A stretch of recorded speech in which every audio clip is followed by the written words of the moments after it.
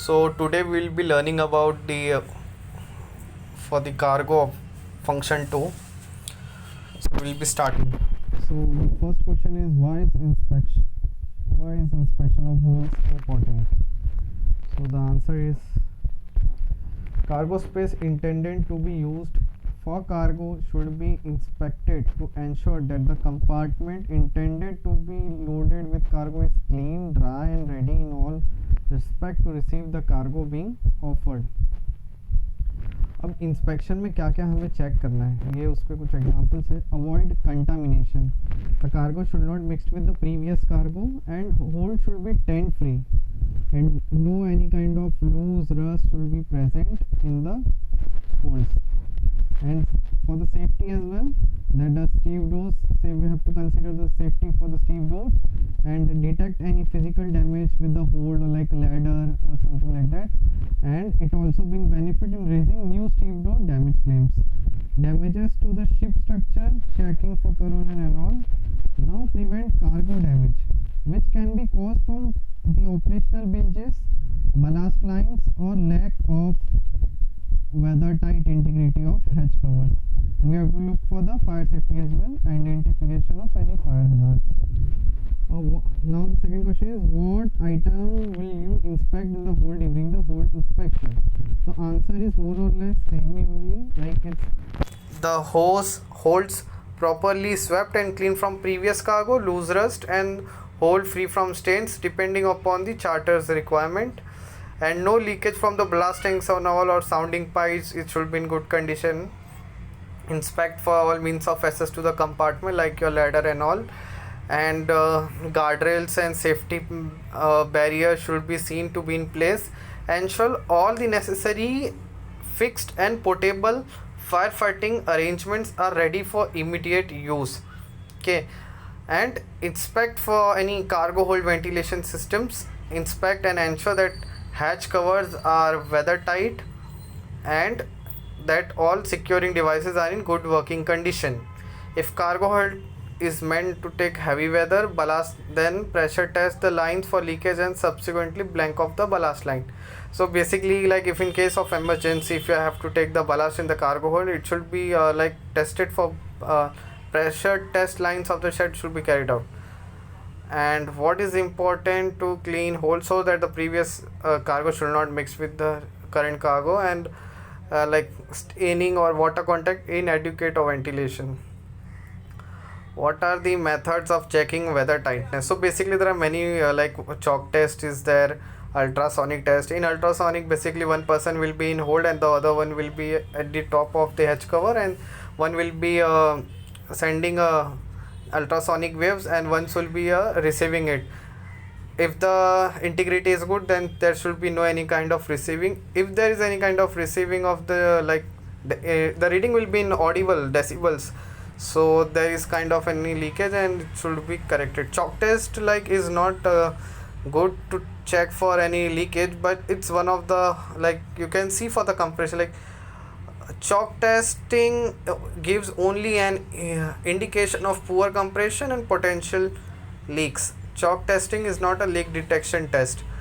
Light testing is also, if light testing can be also done, like you in the from outside, if you are inside and you can, if you see any kind of light passing through it, then there's a chances of leakage.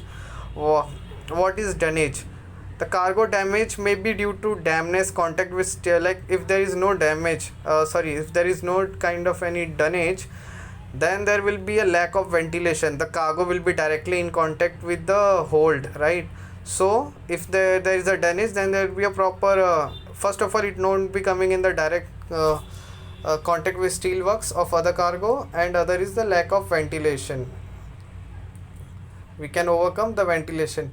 Dunnage is usually used to prevent these problems arising. Dunnage is generally used in general cargo and refrigerated cargo, ships and bulk carriers, loading bagged cargo. Dunnage is usually ships of wood about 6 feet, approx 2 meter into 0.3 meter in size. Different types of woods of dunnage you would have seen on board.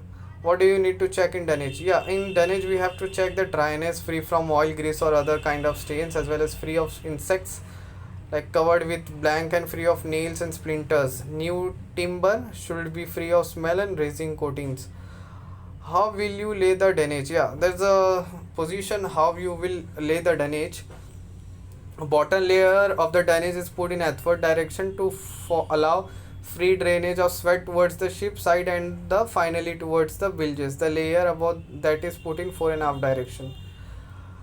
The supplier must provide a certificate documents related to the safe working load and material of the drainage timber. Now what are the various uses of drainage? It will be a same only, but to protect the cargo from contact with water from the bilges, leakage from the cargo ship side or from the double bottom tank, to protect cargo from moisture or sweat, to provide air courses for the heated moisture laden air travel to the sides and bulkhead along with ascents towards the uptake, provide access for cooled air around or through the air for the temperature control requirement, to prevent chafing and shifting as well as the choke off, to prevent spread and compression load of deep stowage, to now this is important, to evenly spread the compression load of deep stowage, and to provide working levels and protection for the cargo on which labor can operate and serve as form of separation. Now what is spar ceilings? It's also a drainage laid on the ships, laid in forward and aft directions, spar ceiling or cargo batons. It consists of timber of about 115 to 50 fitted over the frames. It is usually fitted horizontally into the clades, into the frames for fixing and removal. There is a vertical distance not more than 230 mm between the batons. What is the purpose of spar ceiling or cargo batons?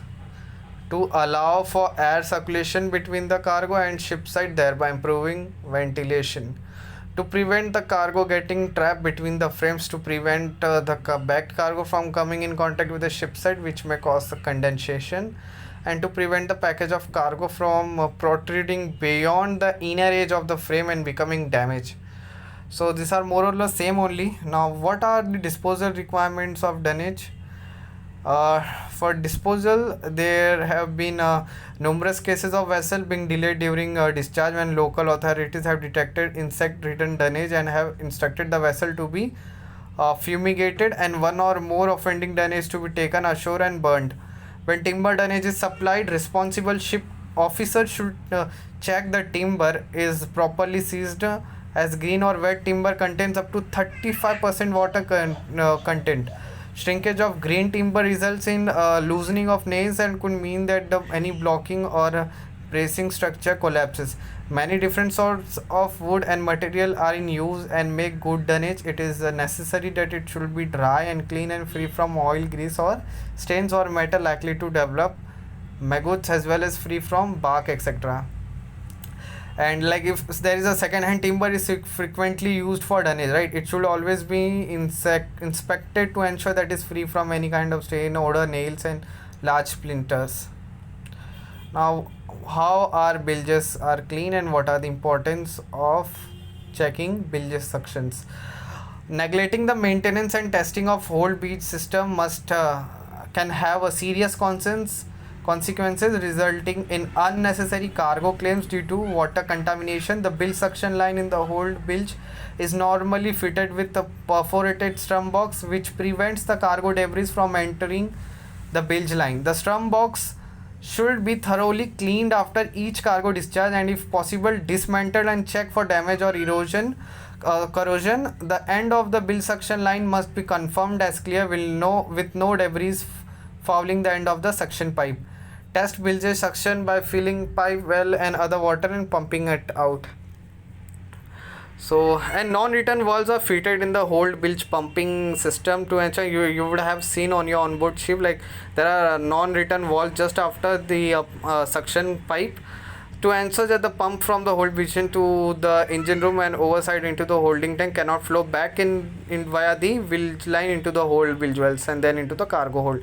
The easiest ways to test the non-return valve is to stop the pump and allow the water to flood back into the the easiest way to test the return valve is to stop the pump and allow water to flood back into the bilge line up to the non-return valve. If no water enters the hold wheel line, the non-return valve is working correctly. It is prudent seamanship for all non-return valves. And the use of deodorizing wash the contamination cargoes which taint easily, example for tea, flour, tobacco, etc., should be kept well away from strong smelling cargoes. If a pungent cargo has been carried previously, gloves or cinnamon for example, the compartment should be deodorized and sweetened before loading the next cargo. For example, if you are changing cargo from coal to rice, we should know that the rice can be contaminated by odor, which can be deodorized by introducing ozone into the cargo holds by oxidizing the offending molecules. Water-based alkaline cleaners are used for removing odors of aromatic solvent, fish oil residue, and other obnoxious smells. Why is it important to blank lines for loading? Incidents resulting in damage due to dry cargo following water ingress into the hold from ballast filling lines and bilge lines continue to arise. Such claims are usually costly, and separating damaged goods from the rest of the cargo can often cause delay. Moreover, when cargo has been damaged by salt water, the salt value may be minimal and disposal may be necessary according to the magnitude of the claim.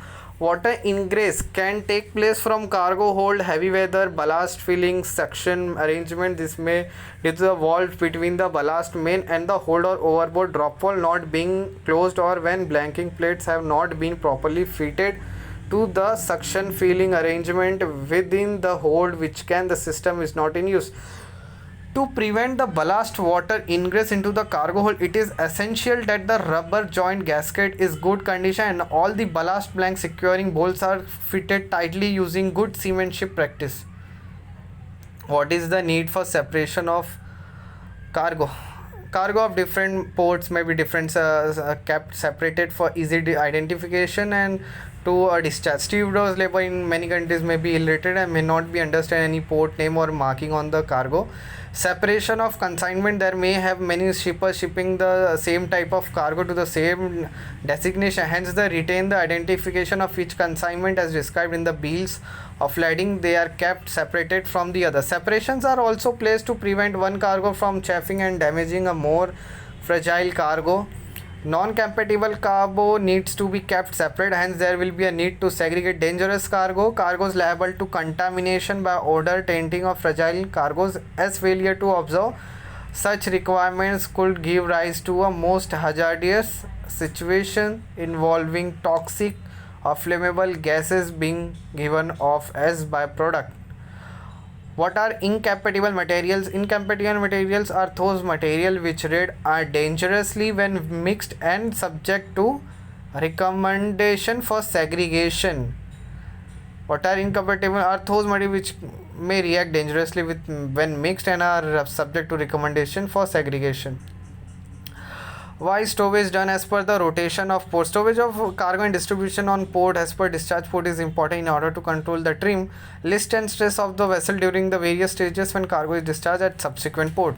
How will you segregate different cargo to dry, wet and delicate? Dirty cargo should never be carried in the same compartment to clean cargoes. A general comparison of dirty cargo will include such commodities as oil, paints or animal products, whereas clean cargo will cover the likes of foodstuffs or fabrics. Delicate cargo should be suitably marked as fragile and shall be stored, and this will be handled with care. And same shall not be stored in the same compartment with heavy cargoes are stored. The stowage of holds must be away from dry and iron work. They have a pungent odor and that should be stored well away from the other goods that are liable to spoil. There should not be any overstored. Explain separation between parcel of cargo and method of separations. Like, in order to carry goods safely, the vessel must seaworthy and the cargo must have such conditions that not damage any cargo parcels by ship's wet or tent or causes any other harmful factor. To this end, the chief officer will cause a cargo plan to be constructed to ensure that separation of cargoes are easily identifiable and that no contamination of products should take place during the courses of the voyage. Why is separation of cargoes essential? It is often requirement when separate parcels of the same cargo are carried together, that a degree of separation between the unit is essential depending on the type of goods being shipped with reflect the type of separation method employed. Example of separation material include color wash, tarpaulins, burlap, paper sealing, dunnage, chalk marks, rope yarns or polythene sheets. These ideas of separation is to ensure that the cargo parcels, although may be looking the same, are not allowed to become inadvertently mixed. What are the various forms of separation material when cargoes are loaded together in same hold of twin deck? Like thin netting, usually synthetic, ropes, different colors, paint, water soluble as it may damage the cargo, for example timber, marking pegs, very suitable for cartons and seized goods, chalk, but beware it may be easily erased, layers of dunnage, flatboard or plywood, construction of bulkhead from timber, occasionally steel plate, separation clothes like burlap, plastic sheet, but make sure restriction of ventilation will not harm the cargo. Use of markings, for example bags on the one side can be separated by stowing. So separation between the parcel of cargo for different consignment or different posts of discharge is often required. This is achieved using any of the means started above. This way cargoes for the designated port are clearly identified. Discharge of port in any port then the destination likely to result in a huge cost. What is cargo securing manual? The SULAS convention require cargo units and cargo transport to be loaded, stored and secured throughout the voyage in accordance with the cargo securing manual approved by the administration and drawn up to the standard at least equivalent to the guideline developed by the IMO. Now how is the CSM for ship made? Like guideline to CSM is located in a code of safe practices for cargo storage and securing, that is CSS, provision of which is general in nature and intended to provide guidance on preparation of cargo securing manual, which are required on all type of ships engaged in the carriage of cargo other than solid and liquid bulk cargos. What is the idea to have a CSM? CSM specify the arrangement and cargo securing devices on board the ships for correct application to and the securing of cargo units, containers, vehicles and other entities based on the transverse, longitudinal and vertical forces which may arise due to the adverse weather and sea condition. The cargo should device is mentioned in the manual should be applied so as to suitable and adapted to the quantity, type of packaging and physical properties of the cargo to be carried. What are the contents of cargo securing manual? So here are the contents. Like first is general, securing devices and arrangement, stowage and securing of non-standardized and semi-standardized cargo, stowage and securing of containers and other standardized cargo. And if you see, like general, it consists of ship's data definition, general information, principal sources of danger, securing devices arrangement, specification of cargo securing devices, specification of portable cargo securing devices, inspection and maintenance of schemes, handling and safety instruction, general principle of cargo securing, safe in handling of storage cargo devices, evaluation of forces acting on cargo unit, evaluation of acting on typical cargo units, procedure for calculation of forces in standardized and non-standardized lashing arrangement, maximum securing load, safety factor, simplified method, assumption of external forces, balances of the forces, and it's like comprises of the process for the ro-ro vessel also, longitudinal transverse distance between fixed cargo securing devices, cargo securing arrangement for ro-ro ships exposed to angle of heel after damage or flooding or other consideration in the effectiveness of the cargo securing arrangement, like number of lashing gear angles, containers, handling and safety instructions, stowage and securing instructions and all. It comprises of appendix as well. And what is the need of for a solid, slow and securing of all the cargoes. A ship in sea has six degrees of motions: surge, away, heave, roll, pitch, and yaw. Right. The greater the strength of the wind, the greater the height of the sea and the swells, the more the ship will move. Six type of motion mentioned, right? So these are the rotational, and there are the three are rotational and three are linear. Rolling, pitching, and yaw are three rotational. RPY, right? RPY, rotational. Rolling, pitching, and yawing. Rolling, pitching, and yawing, rotational. And swing, surge, and heave are the three linear. Swaying, surge, and heave. Sway, surge, and heave. Sway, surge, and heave are the linear movements. Now, what could be the reason for the loss of damage due to the shifting? There may be several reasons for it, like Steve Widow said, was weather conditions, lack of appreciation of the various forces acting, ignorance of relevant rules and guidance recommended, low cost limitation, pressure to the detriment of non-safety requirement, insufficient time and personnel to complete the necessary work before the vessels leaves port, damage not utilized in an effective manner, inadequate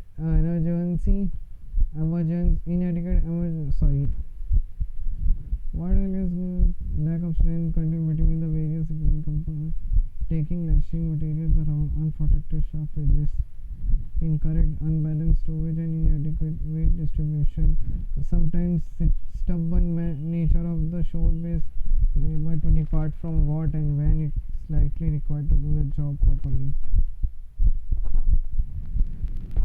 So how will you ensure the safety of the ship and crew in this regard? So basically, ship is stable at all time and required ballaster to achieve this condition. Heavy lift should be stored at the bottom so that thereby increasing the ship's GM. It's important point, like heavy lift should be stored at the bottom and thereby increasing the ship's GM. Also, they should be stored within the hatch square to facilitate easy load and discharge. Slack tanks should be kept to minimum, thereby reducing the free surface effect. The load density of each compartment should not be exceeded. Weight should be evenly distributed and transferred and longitudinally throughout the entire compartment of the ship. Safety of the crew is of utmost importance. There should be a clear understanding of risk involved. Blocking action. Okay.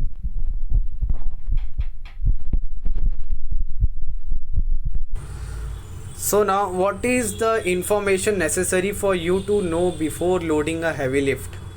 The weight, size and construction of the load, where support points of the loads are required or are permissible, maximum load of each specific support point which the design will tolerate, what securing points are available on the load and where they are located, where the lifting range attachments may be made on the load and how they are made. Is the speed of movements of the load is in any way critical? If any additional lifting or lashing and damaging equipment is required, and who will provide them? Permissible load density of the tank or a deck where heavy lift is to be placed. Lashing points available on the ship in the vicinity where load is to be placed. Necessary lashing gear available and they ready at hand. The heavy load is placed on strengthened positions, preferably on decks supported by bulkhead or pillar or other strong constructional fittings. The weight of load shall be evenly spread using dunnage, avoiding point loads. Now, what are the general recommendations for ro-ro ships? Wheel-based cargoes in the context of these guidelines are all cargoes which are provided with wheels on tracks, including those which are used for the stowage and transport of other cargoes, except trailers and road trains, but including buses, military vehicles which are without trucks, tractors, each moving equipment, road trailers, etc. General recommendations are there. Cargo spaces in which wheel-based cargo is to be stored should be dry, clean and free from grease and oil. Wheel-based cargo should be provided with adequate, clearly marked securing points or other equivalent means of or sufficient strength to which lashing may be applied. Wheel based cargo which are not provided with rubber wheels or track with friction increasing the lower surfaces should always be stored on wooden dunnage on other friction increasing materials such as soft boards, rubber mates, etc. When in stowage position, the brake of wheel based unit, if so equipped, should be set. Wheel-based cargo should be secured to a ship by lashing made of material having strength and elongation characteristics or at least equivalent to steel chain or a wire where possible. Wheel-based cargoes carried as part cargo should be stowed close to the ship side or in stored position.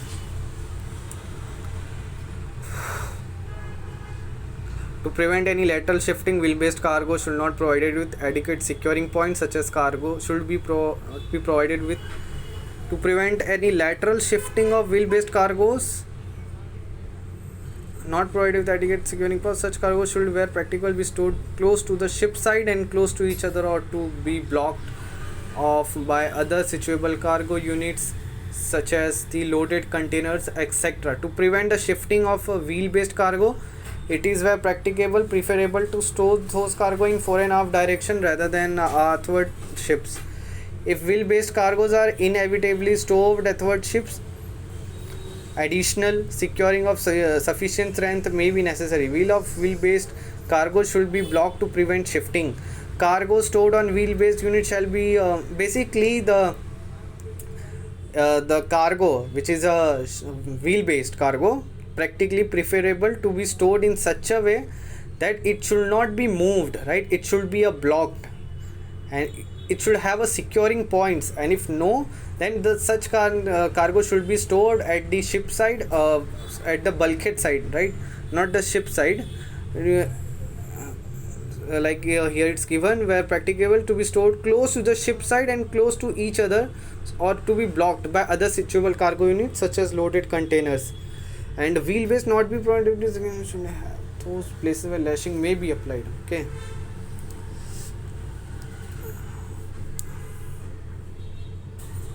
So here we go with the sweat controlled. How is sweat controlled? Ships are fitted with either natural or mechanical ventilation system in addition to minimizing the onset degree of sweat. What is cargo sweat? Cargo sweat refers to the condensation which may form on exposed surfaces of the cargo as a consequence of large amounts of warm moist air being persistently introduced into a hold containing substantially colder cargo. What is ship sweat? Ship sweat refers to a condensation which forms directly on a vessel structure when the air within a hold made warm and moist by cargo comes into contact with cold surfaces as the vessels moves into the cooler climate. Cargo may be damaged by overhead drips by contact with sweat which has formed on the ship side or by the condensed water which may accumulated at the bottom of the hold. What is a saturation? The amount of water vapor that air may contain is highly dependent on its temperature. A given volume of air is said to be saturated when no more water can be absorbed. If the air temperature then falls, condensation will occur. And what is relative humidity? Is the actual amount of water vapor in the air compared with the saturation amount of water vapor in the air at the same temperature and pressure. The figure is usually expressed as percentage with saturated air having a relative humidity 100%. Dew point: when an isolated of cool air humidity increases as the temperature falls. Temperature is described to the level at which the saturation occurs and water begins to condense. This temperature is known as the dew point. Wet and dry. What is the dew point?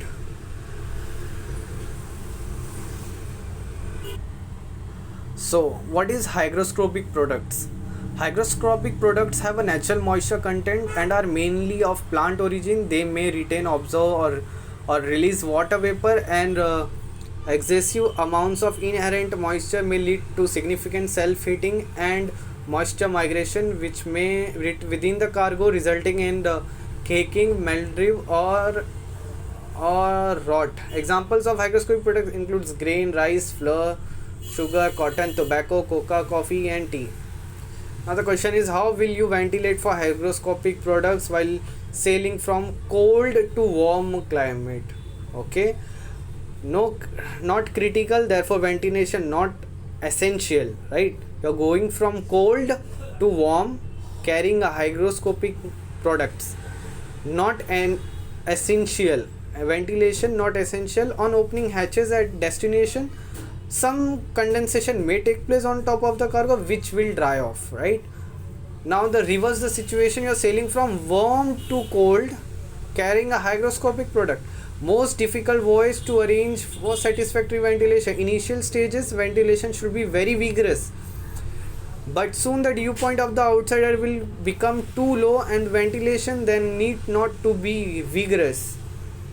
Now what is non-hygroscopic products? Non-hygroscopic products that contain no water content in it. However, certain commodities may be damaged if stored in a moist environment, and other may be harmed if packed using a hygroscopic material. Example, wood, paper.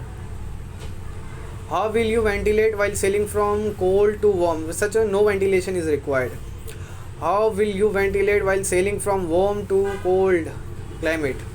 Ship's wet inevitable, but cargo unaffected unless condensation drips back to the slow. Cover cargo with plastic sheets. Now we have a two kind of ventilation, which is three kind of. One is thorough ventilation, surface ventilation and forced ventilation. In thorough ventilation, the wind will come from one side and the position of the ventilators, the air entering through one side set of ventilator reaches the bottom of the compartment via trunkings, rises upward through the cargo, so it's go like this and then it comes out. Okay, it's a thorough ventilation. And surface ventilation, both the ventilators are in opposite direction, coming from the from wind from one side, and it's just from the surface, it's getting out from the other ventilators. It's a surface ventilation. In forced ventilation, what happened? The dew point temperature in the cargo compartment can be retained below the temperature of the ship structure, that is deck, sides, bulkheads and other cargo. There will be no risk of sweat forming. Here it is important. Coal cargos, most of the coal cargo evolve methane gases on surface, thereby increasing the temperature of the oil in combination with oxygen. Spontaneous heating can also take place, therefore no thorough ventilation, only surface ventilation. In grain cargos, thorough ventilation is required. Coffee, tea, cocoa, only surface ventilation, because they are very expensive and fragile and may get damaged. Okay, tainting and odors, staining. They should not be stored with other cargos like sugar, oils or any kind of copra or any which is very hygroscopic. So coffee, tea, cocoa, even though it is hygroscopic, but it's done surface ventilation only because it's highly costly and delicate cargos. Rice, only surface ventilation because it heats up very quickly and evolves CO2. Just like in coal it releases methane, here and in combination with oxygen spontaneous heating can take place. Okay, just same like in rice, it gives a CO2, surface ventilation only done, it heats up very quickly. Molasses, thorough ventilation is required because it's kind of green sugar ferments, it's a hygroscopic. There's a formation of ethyl alcohol, carbon dioxide, glycerol, aldehyde and various other acids. These acids could affect the ship's steel structure, causing corrosion. Thorough ventilation is vital. Molasses, thorough ventilation is done only of the fear of corrosion. Fruit cargo, extreme temperature control or else required. Okay, so mostly surface ventilation for removal of any gases formed could be adopted. Paper cargos, paper may be carried in many forms or waste for newsprint or ventilation is required. Okay, copra, dried coconut flesh, liable to heat and spontaneous combustion. It could taint other cargo and cause oxygen deficiency in the compartment, require good surface ventilation. What are the deck cargoes? The deck cargo refers to the item of commodity stored on the weather deck. Like it can be containers, hedge covers. Below decks are unaffected by the weather decks. Deck cargo of very location means by which they are secured will be subject to velocity and acceleration stresses greater in most instances.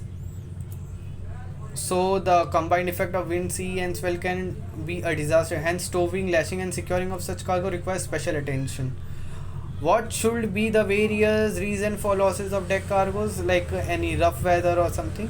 Lack of appreciation of various forces involved, wire attachment, bulldog grips, lack of strengthening of continuity between the various securing components, and lashing material taken around unprotected sharp edges and all.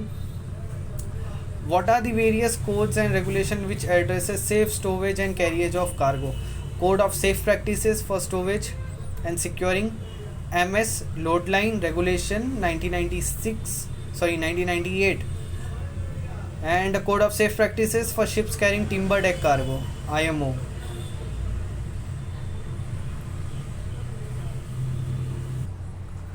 Now what the question is, what are the preparation before loading of timber deck cargoes?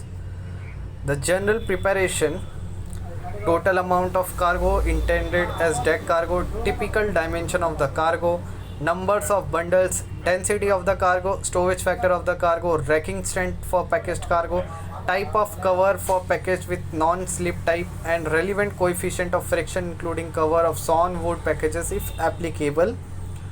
Now, confirmation on which the deck cargo will be ready for loading should be received. A pre-loading plan according to ship stream and stability book should be done, and following should be calculated and checked: stowage height, weight per meter square, required amount of water ballast and displacement draft, trim stability at departure and arrival. When undertaking stability calculation, variation in displacement center of gravity and free surface moments due to the following factors should be considered: absorption of water in timber carried as per timber deck cargoes, ice excretion if applicable, variations in consumables and ballast water exchange operations in accordance with approved procedures, proper instructions for ballast water exchange operation if applicable for the intended voyage should be available in the ballast water management plan. A lashing plan according to the ship's cargo securing manual should be prepared, and the following calculated: weight and height of stows per hatch, number of sections in longitudinal direction per hatch, required number of pieces of lashing, equipment and required number of uprights if applicable. The certificate for the lashing equipment should be available in the ship cargo securing manual. When the initial stability calculation and lashing plan have been satisfactorily completed, the maximum cargo intake should be confirmed. Loading and pre-lashing plan should be distributed to all involved parties. Weather report of for loading period and forecasted weather for sea voyage should be checked. It should be confirmed that the stevedoring company is aware of the ship's specific requirement regarding stowage and securing of timber deck cargoes.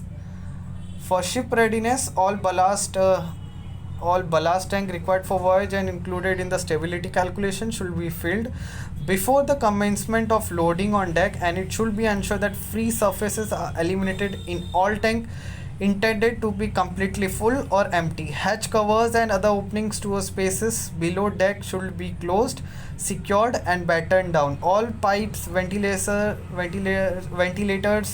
should be protected and examined to ascertain their effectiveness against entry of water. Objects which might obstruct cargo stowage on deck should be removed and placed in safely. Accumulation of ice and snow on areas to be loaded on packaged timber should be removed. All sounding pipes on deck should be revived and necessary precautions should be taken. Cargo securing equipment should be examined in preparation for use in timber cargo, and it should be confirmed that the upright utilized are in compliance with the requirements in the ship's cargo securing manual. Extra lashing point, if required, should be approved by the administration. It should be ensured the dunnage is readily available and in good condition. Friction enhancing arrangement where fitted should be checked for the condition. Cranes, wires, brakes, micro switches and signals should be controlled. It should be verified that the illumination deck is working and ready for use.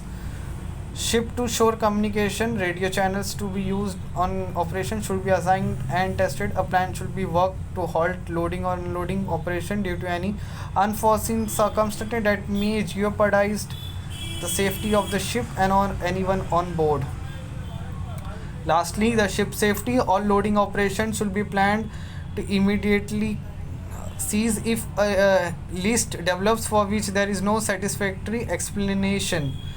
In the event that the vessel takes up an unexplained list, that no further work should be undertaken until a ship's tanks are sounded and assessment made of ship stability condition.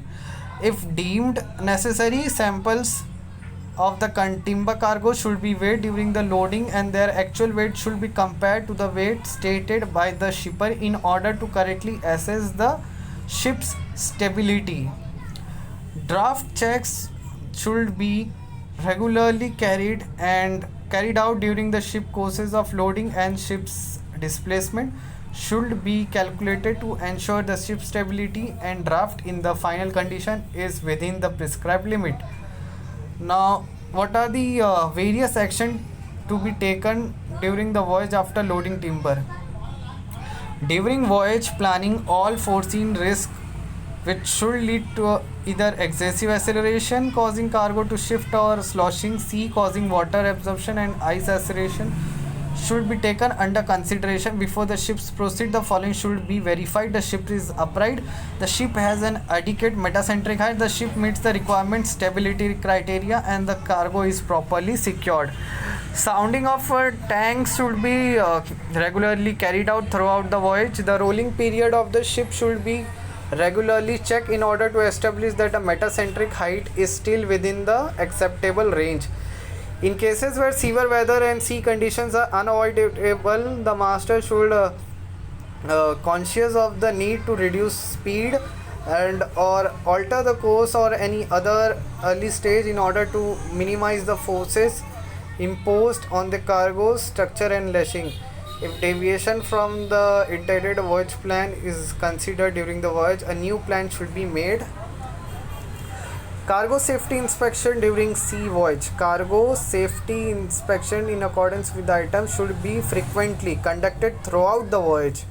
Prior to any inspection being commenced on deck, the master should take action to reduce the motion of the ship during such operation.